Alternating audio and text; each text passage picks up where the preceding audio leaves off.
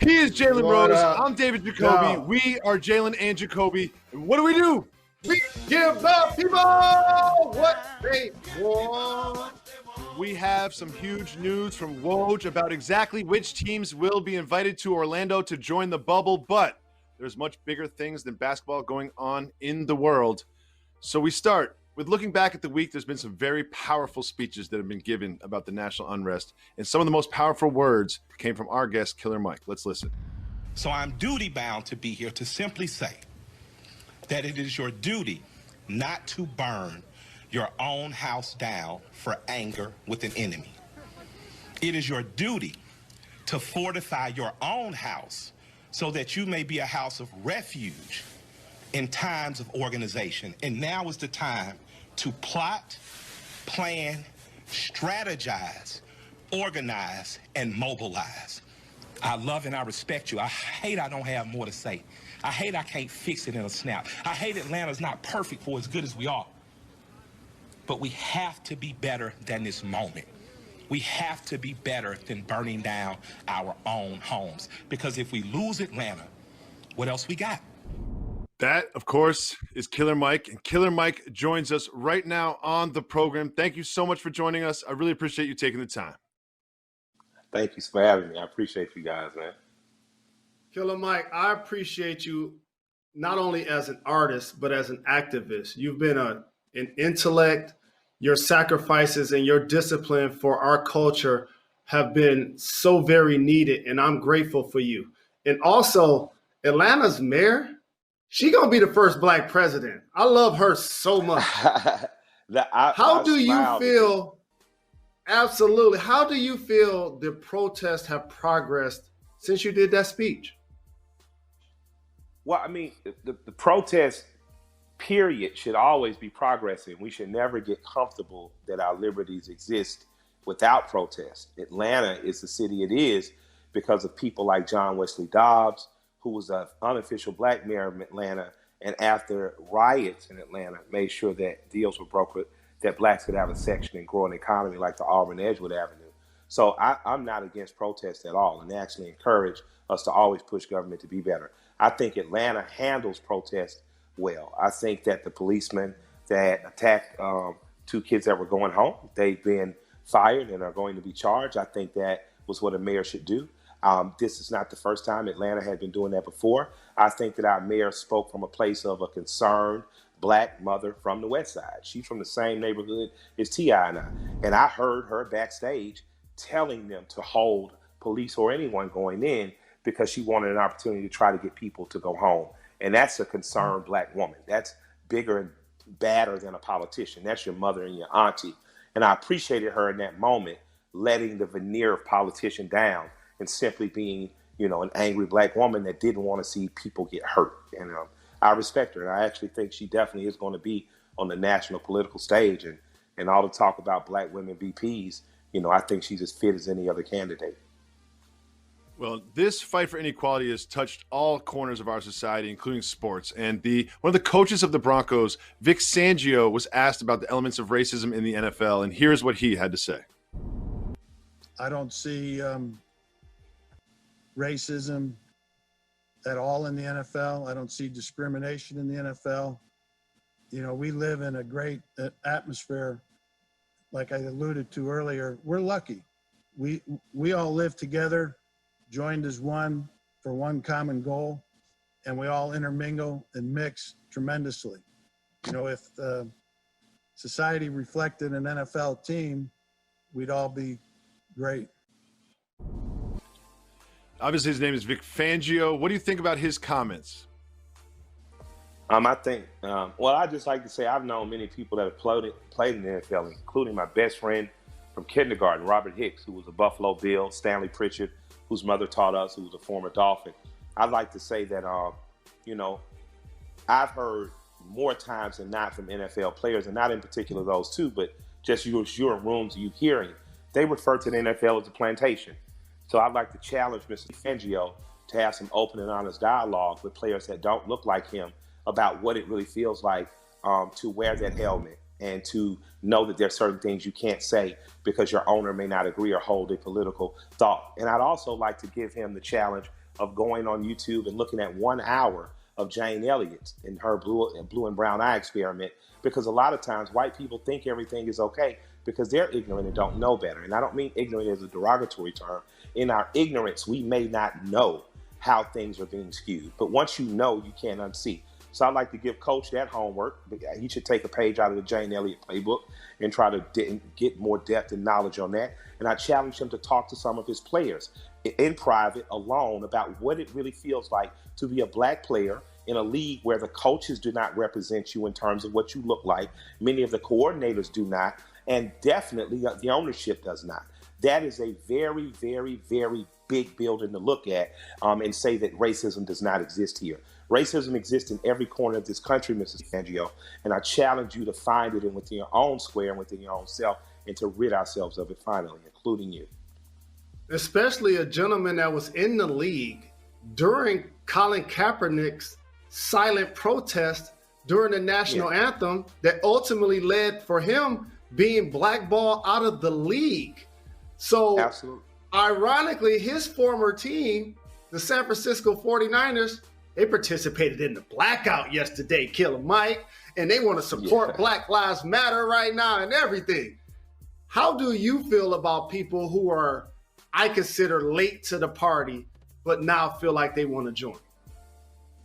Well, you're not talking about people, you're talking about organizations. An organization is going to do what's best in the times in terms of marketing standpoint, not to be damaged by the times. So those organizations, but we don't know if the individual people that were involved in the firing and blackballing of Colin have a change of heart, and I would assume they do not. The question becomes, as a society, when are we going to become disciplined and supportive enough of those that are willing to fight for our freedom, even if we don't agree with it, to protest? Because this is not the first time it happened. His name was Chris Jackson at the time. But we had a player that when I looked at the Michigan Fab Five, and I looked at Chris when he played for the Nuggets, definitely I think it's Moad now, or Muhammad now. But we protested as kids, and we got in trouble. So we didn't get blackballed from high school, though. We were allowed to come back. So I just want to say, if you really want to support Colin Kaepernick, take the blackball off. It's time to really do the work for real as individuals and stop as organizations just trying to save our bread. We know that there are issues with the NFL and athletes that are outspoken, regardless of what they're outspoken about. And I believe Skip Bayless, honestly, said the most incredible thing in the midst of it all. He said, I hope the players understand that whether they agree with Colin Kaepernick or not, if they all stand in solidarity with his right to do it, it will finally break some of the bargaining leverage that the league has over them. And of course, players of other races and of other political philosophies chose not to. And now you still have a league in which the ownership dominates the players to some degree, what people would compare it to indentured servitude. I mean, with the environment in our society being the way it is now, and as we head into the NFL season, it's obviously you think that perhaps we'll have sort of resurgence of people kneeling for the anthem. And when asked about that, Drew Brees, the quarterback of the Saints, said, I will never agree with anybody disrespecting the flag. What do you think about those comments? I would like to know what he considers disrespect, because when I travel and we perform in Germany, I never see a Nazi flag. I don't see streets named for Nazis, because Nazis are a part of history that Germany understands was a cancer and corrupt, and they've ridded themselves of. Drew Brees plays in the Deep South. As we travel through the South, we see the Confederate flag everywhere that bounds. That is a treacherous flag. It was a flag that if you read the cornerstone speech by Alexander Stevenson, he says in the cornerstone speech of the Confederacy that our Constitution is built on the natural order that white society and white man is above black people and they are to be held in servitude and bondage. So if you're going to tell me about flag and disrespecting the American flag, the fact that you live in a region that they still fly the rebel flag or the Confederate flag, and you don't adamantly speak against that on a regular basis, just tells me that you're protecting the way of life or what you think is right. The American flag stands for the First Amendment and the ability to say what you feel about situations. Now, you bear the brunt of that. You may get blackballed out of the NFL, but you have the right to. So if you support and you don't want to see the American flag disrespected, don't look at it on Budweiser shorts at picnics. Don't look at it on bikini shots in Playboy. Don't look at it on your favorite album covers because you think that rock band is rocking for you. Be all the way with it. You're an intelligent football player, but that was an incredibly stupid thing to say. And to live in a country where you have the rebel flag, and again, that's not something I even harp about. I live in the place of Stone Mountain, the biggest Confederate memorial there is. I'd like to see those faces chipped off that mountain one day. I'm adamantly against that flag, even though I have bigger political fights to fight. But I'm not going to be so burdened with the religion that has become Americanism, nationalism, that I forget that the flag represents the United States Constitution. And the United States Constitution was written by a bunch of people who chose to protest violently in order to have a flag. They chose to rebel against a monarchy in order to stop being subjects of that monarchy. So what you interpret as disrespect probably is the most patriotic thing happening today, in which kids are pushing back against the line in order that everyone may enjoy the constitutional rights that that flag represents, and not just the empty nationalism of white Anglo-Saxon Protestants. Powerful words from Killer Mike, and you can hear more from Killer Mike on our podcast. After this, we will tell you exactly what teams were invited to Orlando. We'll be back in just 2 minutes. Welcome back to Jalen Jacoby. Want to thank Killer Mike for coming through. Don't forget, you can listen to exclusive content with Killer Mike on our podcast. Jalen, we have news. We now know which teams will be invited to Orlando. If you look at this full screen, there's a lot of information, but I will break it down like this. You get your 16 playoff teams, and then 5 teams from the Western Conference, Portland, New Orleans, Sacramento, San Antonio, and Phoenix, and 1 team from the Eastern Conference, the Washington Wizards. Jalen, what do you think of this proposal? This worked out perfect for the NBA. You complete 80% of your season, teams have pretty much jockeyed for positioning.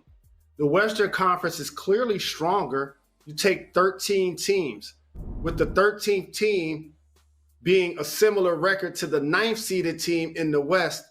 That's Phoenix in the West. That's Washington in the East, where you get young stars, Devin Booker and Ayton. Hopefully John Wall is healthy to go with Bill. Yep. And you eliminate the rest of the East because nobody wants to watch them play basketball again this year. I like what the NBA is proposing to do. Hopefully we get back to basketball soon. This is going to be exciting if they're able to pull it off.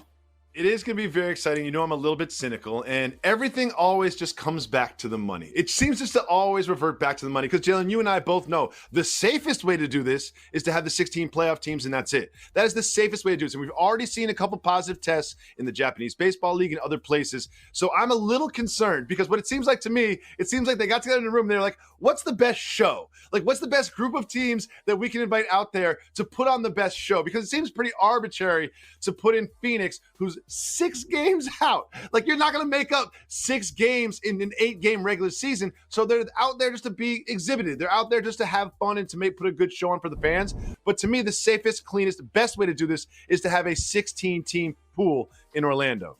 You're looking at this all wrong. It ain't about Phoenix being 4.5, 5 games out of the 8th spot. It's about the fact that they have a better record than the other conference at the 13th seed. And so now for the East, you only worry about 9 teams. In the West, you worry about 13. And let's talk about who are some of those squads. The San Antonio Spurs, DeRozan, Popovich, LaMarcus Aldridge, Murray. Like, you want to see them be a part of it. Luka, Ja, Dame, Zion and Ingram and Ball. There's no shortage of big names to be a part of it. There is no shortage of big names. We will come back in just 2 minutes. Make sure you stay tuned.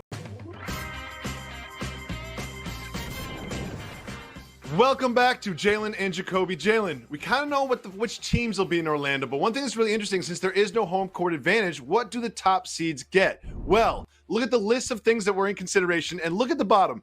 Playoffs teams, in order for 1 through 16 seeding, pick which hotel they stay at first. That is the most important one.